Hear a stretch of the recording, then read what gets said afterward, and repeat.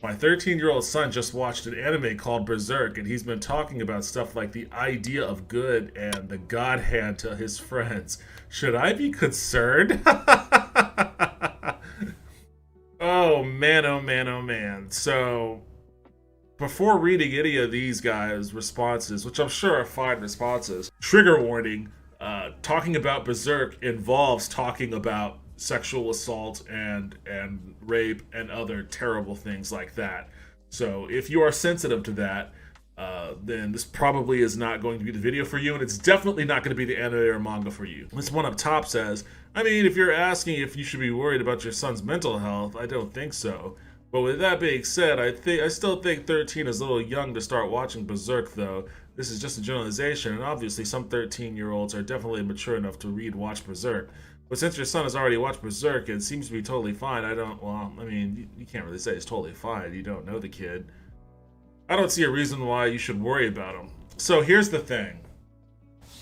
Berserk is one of my favorite animes of all time. Favorite anime, favorite manga. It's fucking fantastic. I love the 90s animation, 26 episodes, I believe.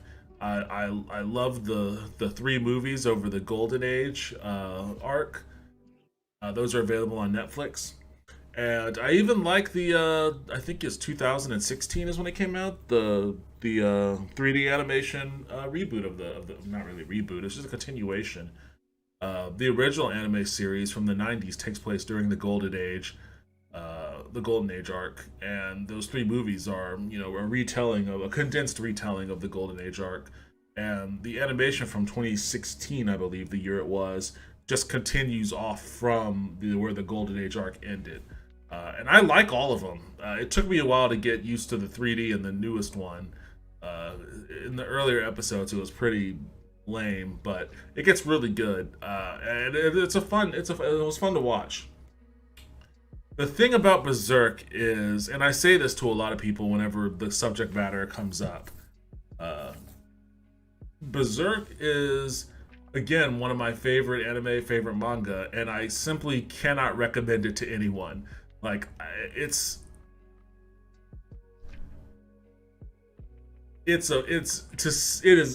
is a deeply problematic series, to say the least. And rape and sexual assault and abuse and horrific, like literally nightmare-inducing depictions of it plays an incredibly prominent role in the story. It's not like I know a common critique of that sort of thing is rape being used as a plot device, which is a valid critique in a lot of regards, how it's used in media. Berserk goes far beyond that. It is not just a plot device. It is like a core, essential, foundational principle towards the couple of the main characters' essence, their being even. And I guess in a certain regard, you can kind of tip a cap to equal opportunity exploitation, as the main character, Guts, he himself was raped as a child. It's brutal, dude. Like, he was, I guess as a kid, he's a war orphan who was sold to a mercenary who used to sexually assault him regularly during their campaigns. And I guess because of that, he has he's not a mentally balanced dude, and he's got a pretty, I don't know, it's tough to explain. It's brutal though. It is, I mean, not just brutal with violence and that stuff, but like, it's an incredibly dark story. Yeah, no 13-year-old should be watching it, really. Doesn't matter how mature your 13-year-old is. No 13-year-old should be watching or reading Berserk. Reading Berserk, actually, the thing I'll say about the manga, outside from its incredibly mature topic, is that the artwork is literally the best art I've seen in anything. It's just so fucking detailed. Incredibly detailed line art. Guts is a wandering the story. I guess this guy's gonna give a breakdown on what the story of Berserk is. Guts is a wandering mercenary whose entire world from birth is warfare and bloodshed. Born from a Jesus Christ, I didn't even know that part. Born from a hanged corpse. Oh my god, dude. This show is so fucking dark. Born from a hanged corpse, the adoptive mother who rescued him dies from the plague when Guts is only 2 years old, and from then on, Guts learns to fight in the mercenary band led by his adoptive father, Gambino. Gambino is cruel to Guts even as he teaches the boy warfare, selling access to Guts to a rapist among the mercenaries and later attempting to murder Guts in a drunken rage. Guts flees after killing his adoptive father in self-defense. As a young man, Guts fights without any regard for his safety and earns a fearsome reputation. He catches the attention of Griffith, the charismatic leader of Band of the Hawk.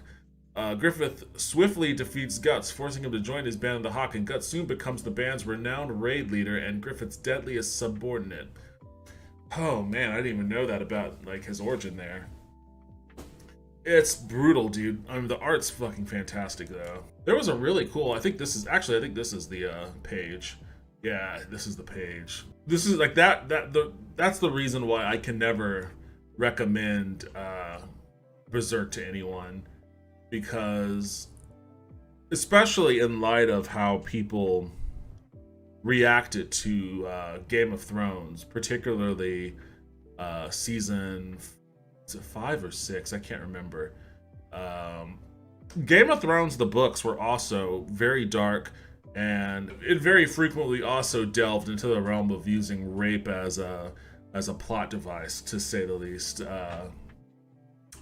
And more so than the TV show, honestly, a lot more than the TV show, which is kind of what weirded me out about the backlash against Dan and Dave for some of those Sansa scenes and whatnot, is that they actually scaled the rape down dramatically from what was in the book and the source material, but people still did not react kindly to what they did with Sansa.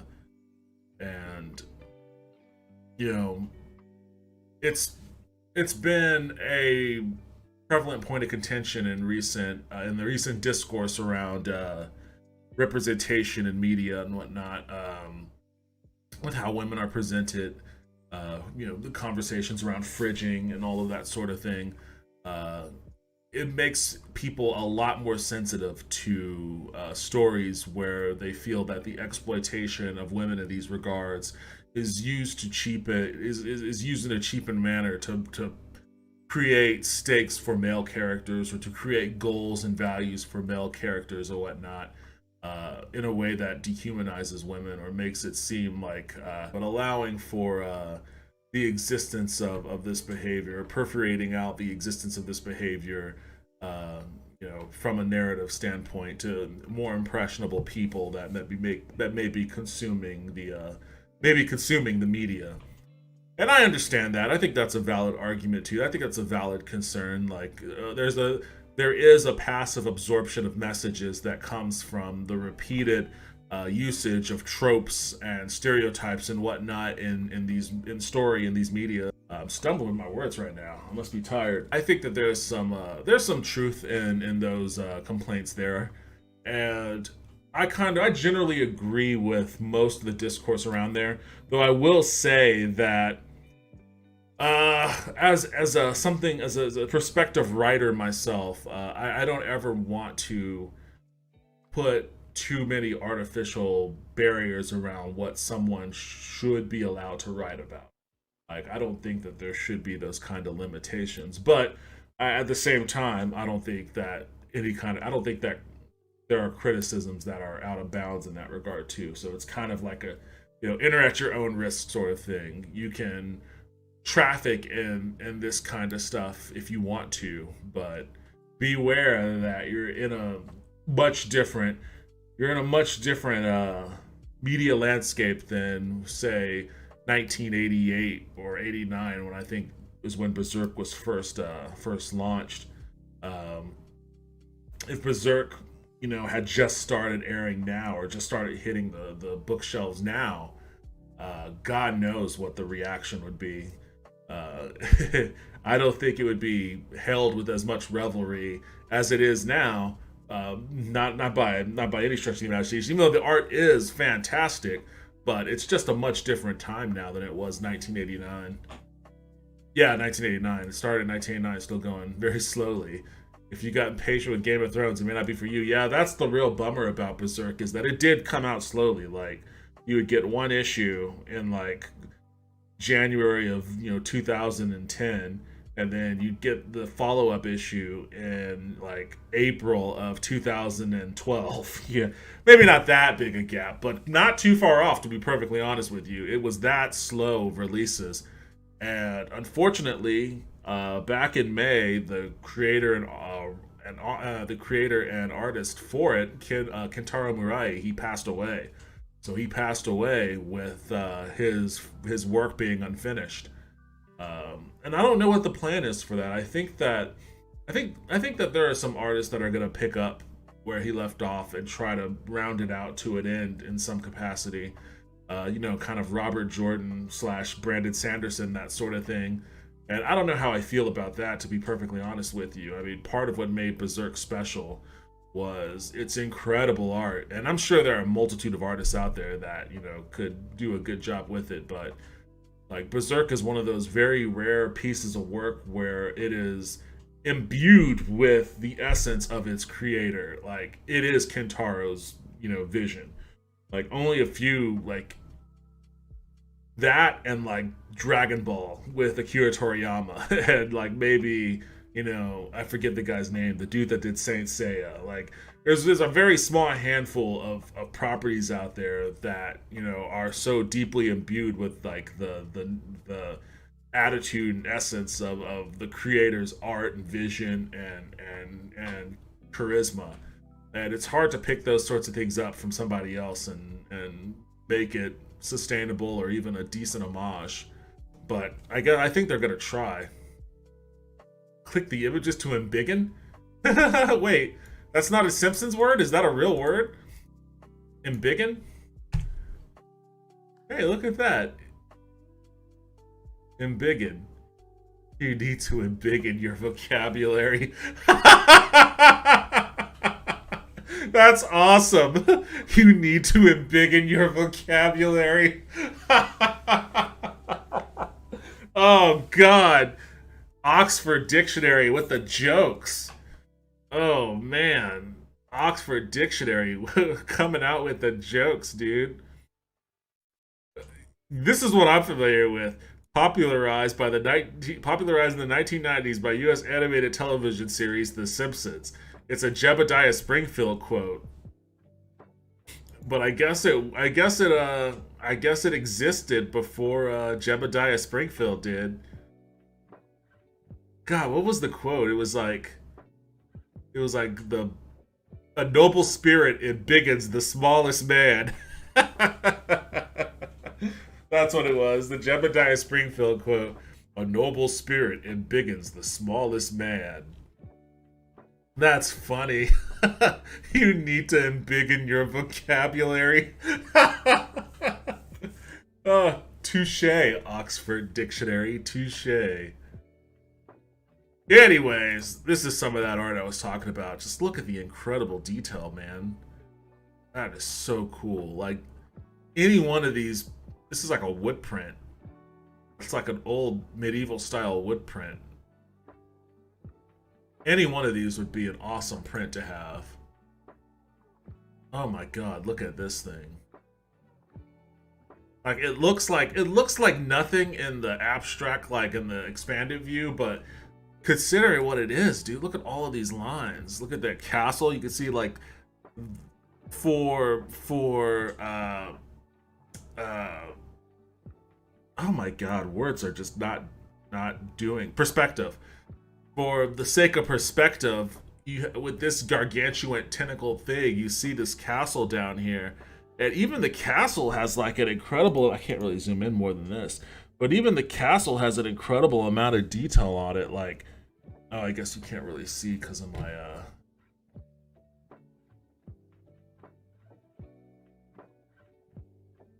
like, look at all the brickwork on the castles down right around here. It's just really, I mean, it's fucking awesome. And this is just the castle that takes up this tiny little corner, and then you have all the clouds and all the line work on those clouds. But then you have all of this. Look at that. Like, he's like, I gotta move myself again. Look at that, man. Like, incredible amount of line shading. for just this one, let alone what's going on here, what's going on here and here, and all around over here and the clouds. It is insane, man. Look at all the veins. You can see all the veins going up around there, and the veins are over here too, and the veins are here and here. You can understand when you see pieces like this why it took so long for individual issues to come out. Like, this wasn't something that he was just crapping out month after month. This one's a little bit hard to make out because I think it's a bad photocopy, but I mean, it's still kind of cool looking. Oh my god, look at this. Look at this, dude. Look at all of those lines. And look, he has this sword that is like a multiple Bella. What is it called? Behellits? Look at the little worms that this dude is standing on. I don't even know what's going on here.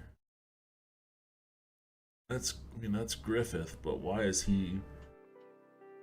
I'm behind on the manga. I need to go back. I need to catch up. I don't even know where to begin with that, to be perfectly honest with you, though. Oh man, Immortal Zod. I almost called him Immortan Zod. Immortal Zod. Look at this dude. These guys are about to get fucked up. Well, not Guts and Casca. The art of this is just so incredible. And I love this guy. This is fucking awesome. It's almost like a reverse centaur, where you have like the front part of the beast up here, but then coming out of the back, almost like a tail, almost like one of his tails is the actual more human-like torso. And then he's using the antlers from the head of the beast as the bow. God, that is so cool. It is lined up, the little arrow he has here, well, not little, it's a large spear basically serving as an arrow. It's being lined up in between the two antlers here. Like, that's really cool. That's a cool design, man. Terrifying as all hell. I'd hate to come across this thing in a forest somewhere, but I mean, a very cool design. And you can see all the detailed line work with the fur, the curly fur around here, and then all of the line work with the fur on the guy, even on his arm. Like, how long did it take him to do all of this? This dragon, look at this dragon. Perched on this incredibly detailed castle. It's like you see stuff like this, and you're kind of like, it's almost like how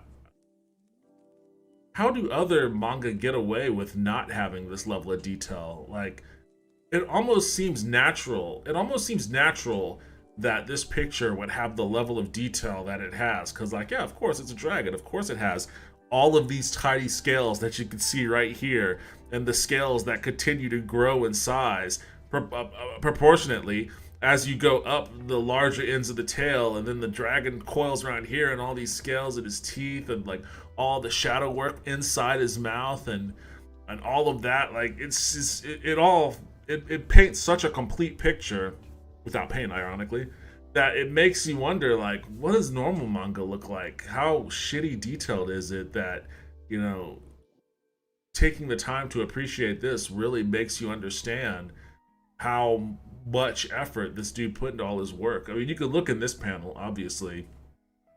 This panel doesn't have quite the same level of detail as all the other ones do, or at least as this one does. And of course, perfectly acceptable. I'm not like shitting on him for this panel, but like, you can see the difference. Like, I feel like this is probably, and this still even has a decent amount of detail around the guys, and like there's some shading going on back here, but like, this pales in comparison to this. This is closer to normal manga. Like, this guy just put an incredible amount of, oh my god, look at, he's just hacking these dudes in two with the Dragon Slayer blade. Like I said, any one of these would be an awesome print. But yeah, this dude's artwork was incredible. But more incredible than his art, yeah, and this actual page, I'll link to this page in the description of this video. Ex Profundus, he talks about a lot of the influences for Kintaro's art that comes from classical art. So he talks about like MC Escher here, for this particular piece here. Obviously, that's like a straight one-to-one almost even. And then, you know, there's these surrealistic images here, and this is Sodom. I think this is like the fall, or what is the piece called? Something. Oh, it's something. It's something to do with Sodom. This is a biblical, or the Tower of Babel rather. Then you have this here. I mean, there's a lot of really cool stuff. The comparison images are taken from this really excellent article about Berserk. Okay, so he got it from this article, which probably doesn't exist anymore. The creature designs, I'll tell you straight up, there were days where I would go to bed reading Berserk, and then I would literally have nightmares because some of the creatures just look so creepy and so bizarre and otherworldly. I would Google it, but there is definitely some TOS offending art in that series.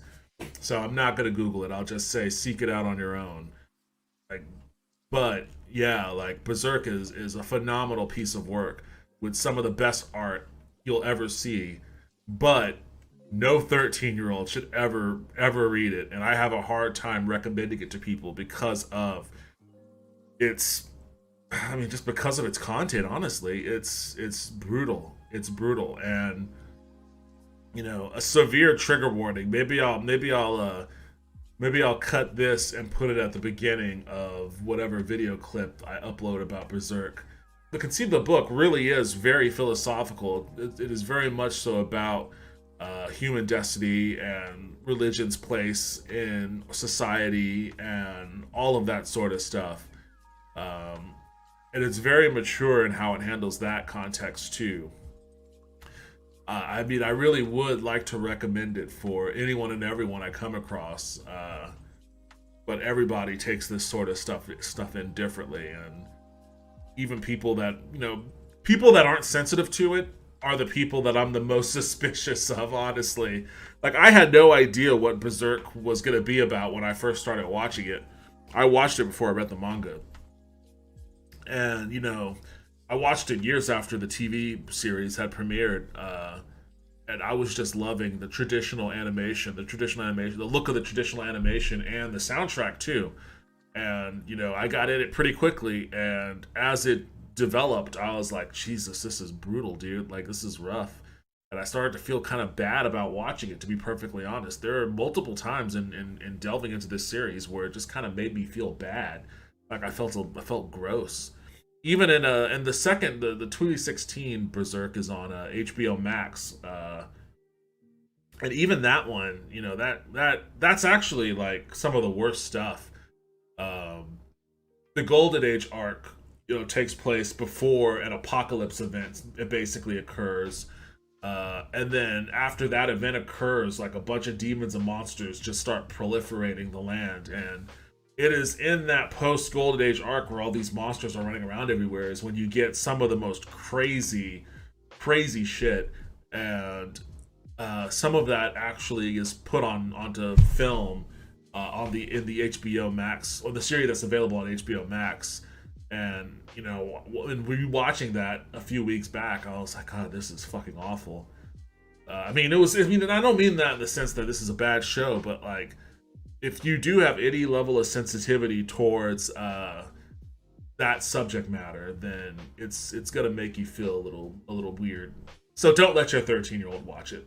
Hey guys, thanks for watching this video. If you liked what I said, what Justin said, if you like the content we're providing, if you had any kind of laughs at all, even if you hate us, if you hate my guts, if you want to stab me, if you want to say all sorts of horrible things to me, cool. Like the video, subscribe.